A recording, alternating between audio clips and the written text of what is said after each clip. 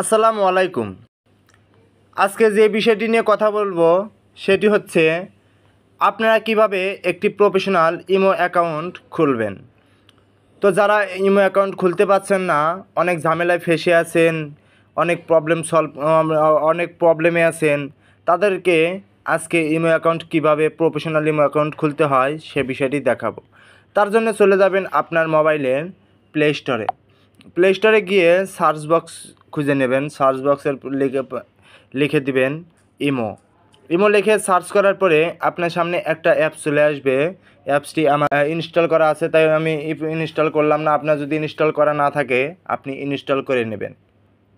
তো আমি ইনস্টল করা আছে তাই আমি ওপেনে ক্লিক করলাম। ওপেনে চলে গেলাম ভিতরে। তারপরে দেখতে পাবেন আমার সামনে একটা ইন্টারফেস চলে আসবে। আমি এই যে প্রথমে অ্যালাউ চাইছে, আমি অ্যালাউ দিয়ে দিচ্ছি। অ্যালাউ দেওয়ার পরে যে অ্যাগ্রি দিব, অ্যাগ্রি দেওয়ার তারপরে আবার অ্যালাউ চাইছে, আবার অ্যালাউ দিয়ে দিলাম। দেওয়ার পরে আমি ক্যান্সেল দিয়ে দিলাম। দেওয়ার পরে এই জায়গায় আমি আমার একটা ফোন নাম্বার চাইছে।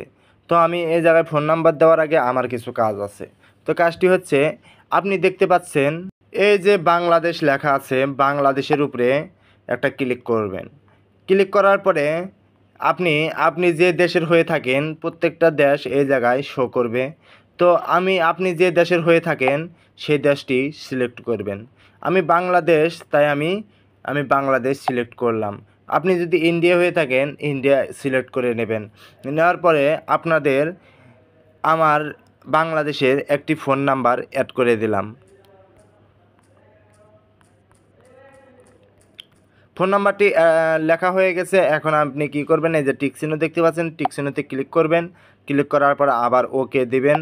ওকে দেওয়ার পরে আপনাদের সামনে আবার অ্যালাউ চাইছে, আমি অ্যালাউ দিয়ে দিলাম।